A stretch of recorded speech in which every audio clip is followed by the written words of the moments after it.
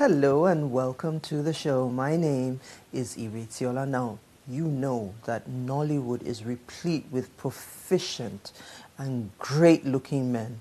Today, we have two of them on the show. So, ladies, you may just want to go grab a drink because it's about to get ever so hot in here.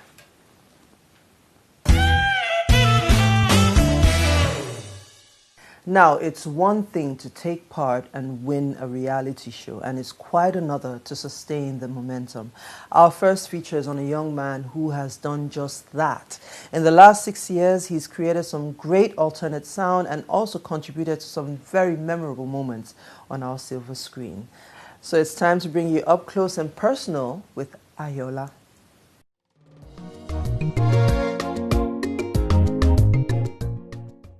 My name is Ayoola Ayolola, and I'm a graduate of biochemistry from Covenant University.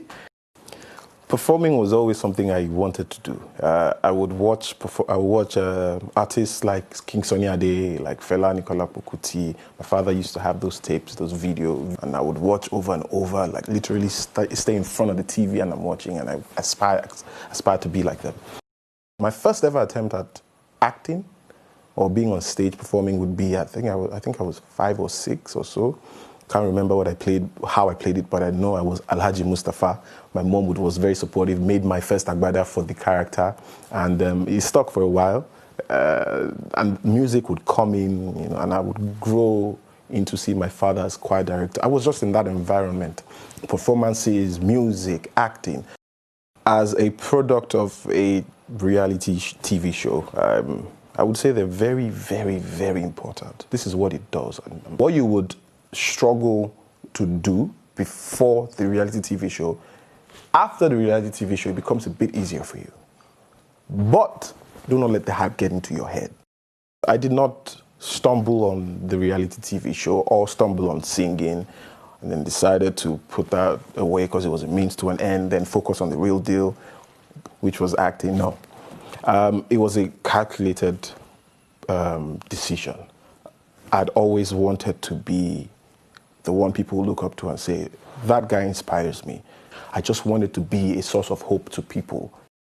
My music is always evolving, and it's a blessing to always have the room to change, to evolve, and to grow bigger and grow better, which is what I've been doing, even in the background, while I'm not churning out music actively.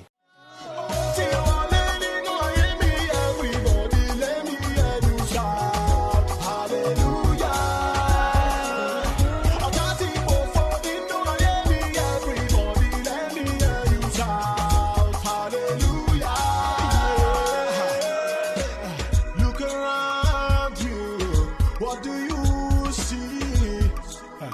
I see the blessings of the Lord. Look around. Before the singing competition, I was R&B and soul. Got on the competition, found out that I needed to be cultural. I needed to remind people of where they're from, which is Africa and Nigeria.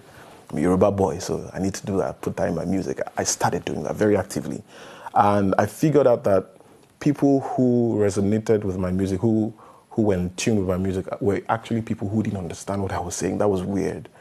So I would speak some in-depth Yoruba, and people would say, I don't understand what you're saying, but it sounds really good. Well done.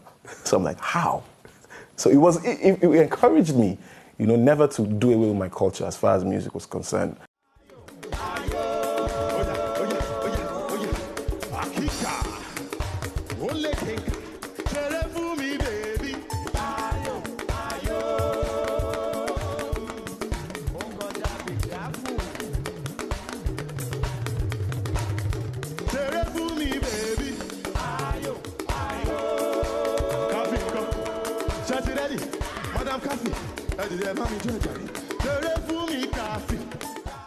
My sound is a lot better than it used to be. I'm grateful for that.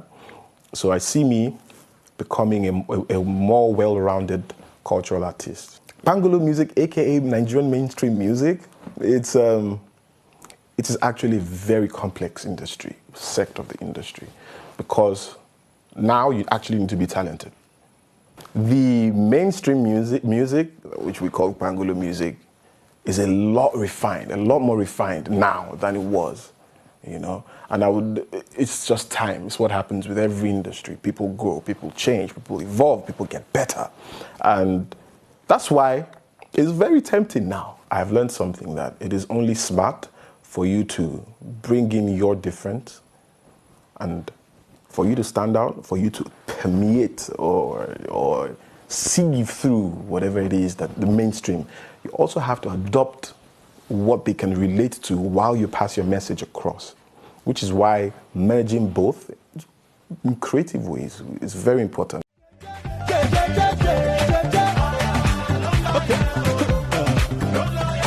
If you don't know, I'ma tell you.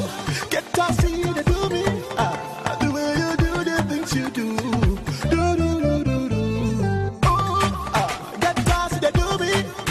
The way you do the things you do. Do, do, do. Cool, cool temper. I just want to love you. Alone me, Jaja. Yeah, yeah, yeah. Cool, cool temper. I just want to love you. Alone me, Jaja. It's very important for me to be a gentleman, hugely because of how I was raised. My father's a perfect gentleman. And I think everyone should take a leaf from being a gentleman. We have role models everywhere.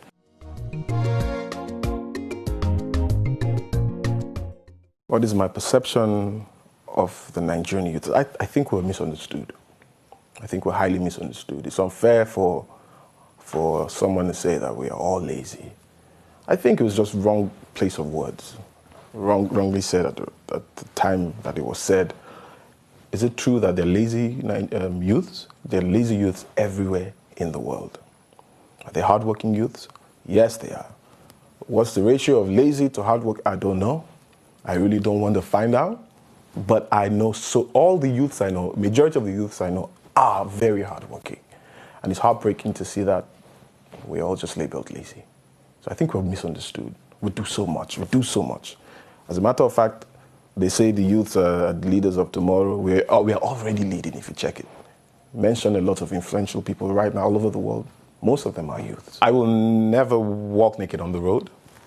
If I could do one thing to fix Nigeria, I will fire all the politicians in Nigeria. Style is self. 3 style tips from me. Always be comfortable in what you wear. Don't exaggerate your style. Believe that we are all equal. There's no one better than the other. I also believe that we need to work hard to achieve what we want and dream to achieve. That what's not done right, you do it twice.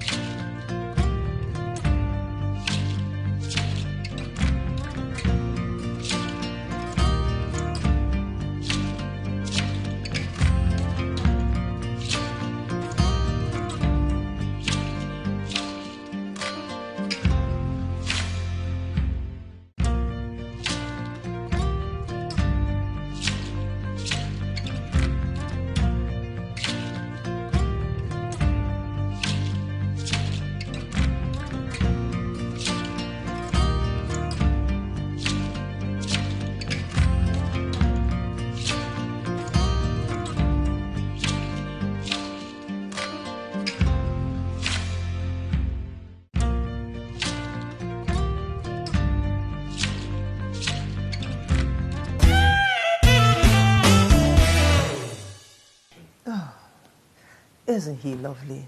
All right, enough said. Moving right along. Our next feature is on another young man who is doing quite a bit to contribute to the ongoing growth in Nollywood. He's a writer, director, producer, and an actor whose work has received critical acclaim both home and abroad. His name, Udoka Onyeka. My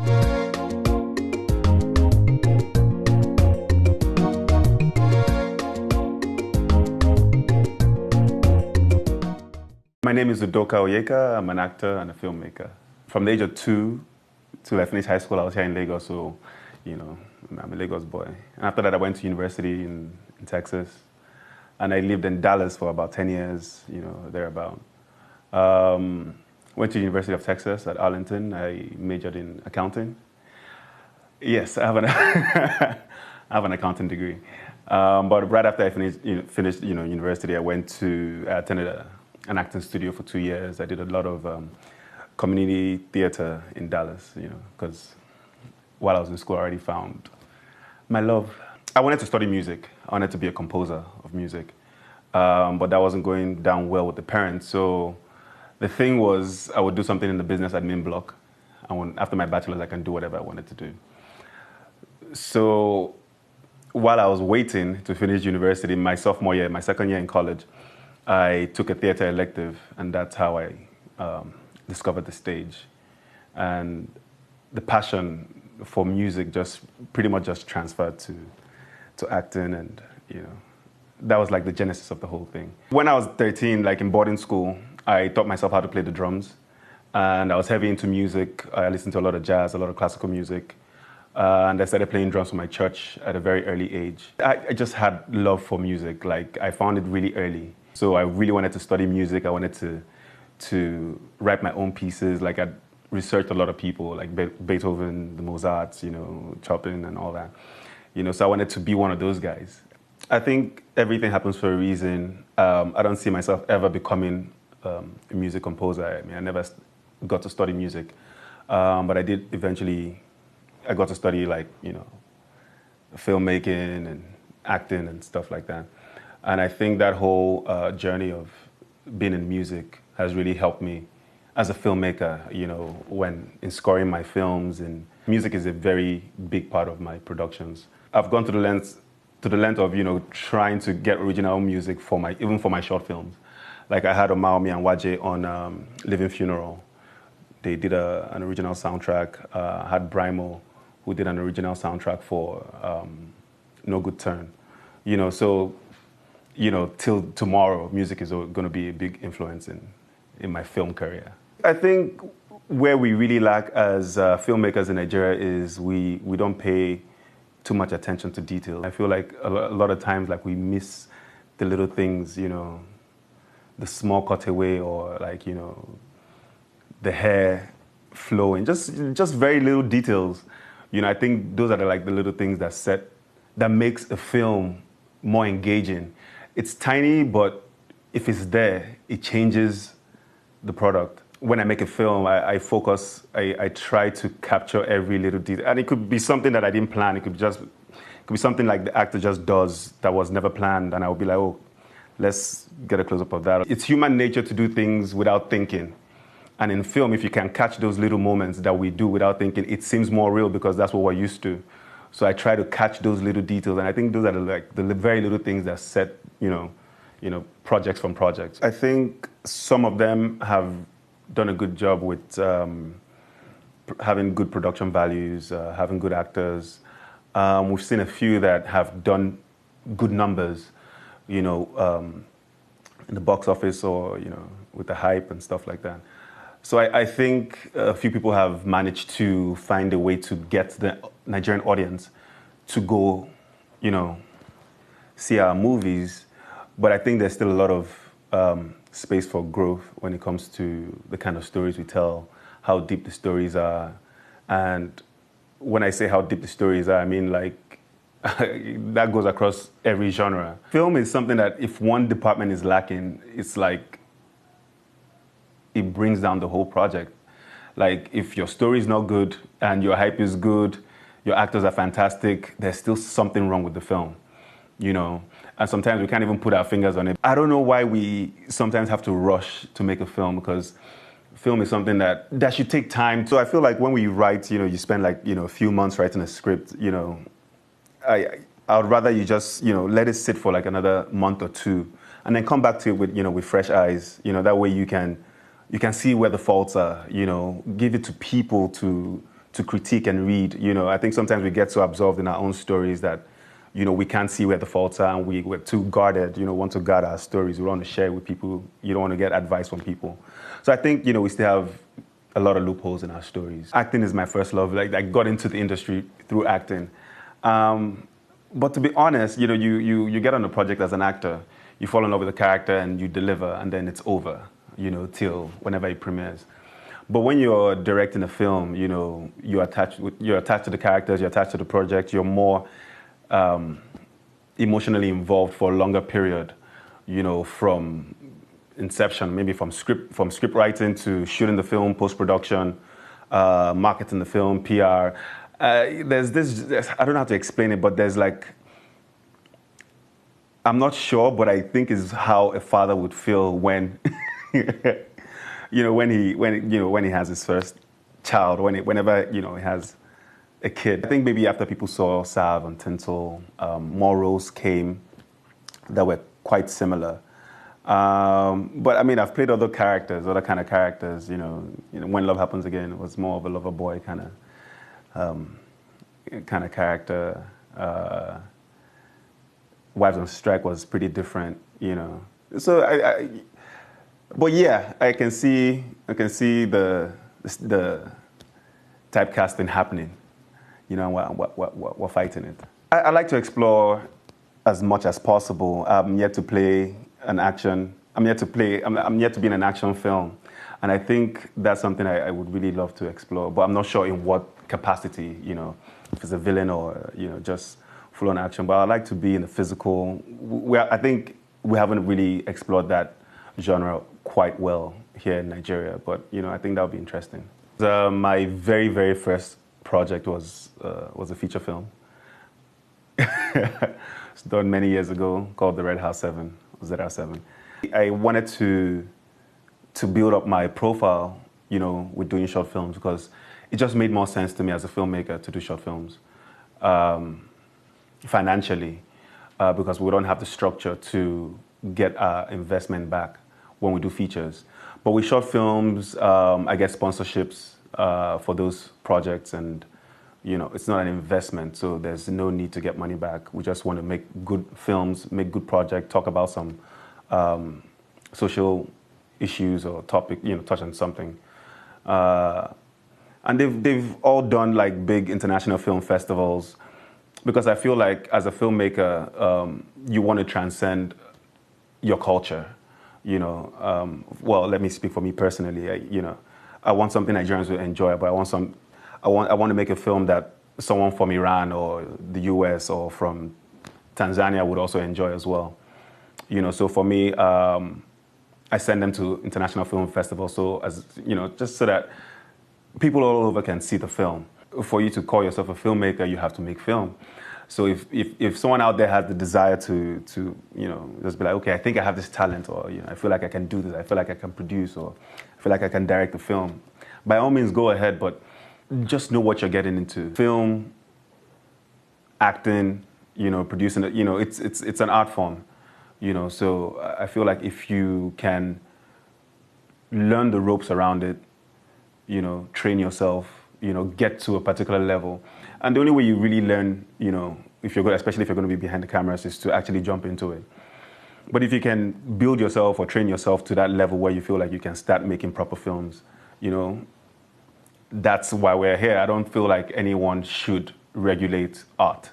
But if you're going to go into it professionally, I feel like you should get some basic training, try and learn, get mentors, have the passion and the drive for it. Don't just come and just be another random person that isn't contributing to the industry. Come with some drive to take the industry to the next level.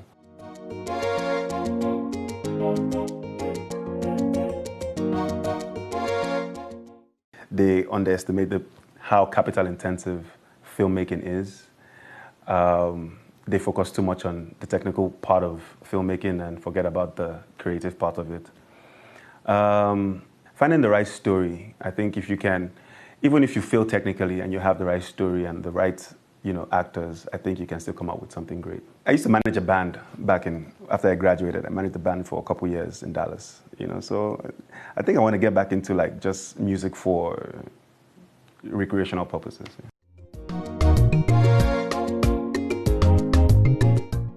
Nigerians in general are very talented people. We're creators. We can make something out of nothing, But I feel like if we can just develop the structure, if we can put some structure in place, like if we can just fix power alone, and just fix power and just leave people to just be, you see businesses will spring up. Like people are not lazy. People are on the streets. People are hustling every day. So I feel like government is lazy. The leaders are lazy. That's the honest truth. And they haven't done enough to empower the youth. Okay, so if I could effect change in the industry, two things I would do is to build more structure, capacity-wise, for exhibition, fix the distribution problem that we have in Nollywood. More training facilities for actors, for the technical departments, and for directors. I would never stop pushing the limit. 3 things that impede your journey to success: procrastination, laziness, and waiting for handouts. My personal philosophy is to seize every opportunity while, enjoying life. I want to achieve my dreams and not let life pass me by. So I enjoy life.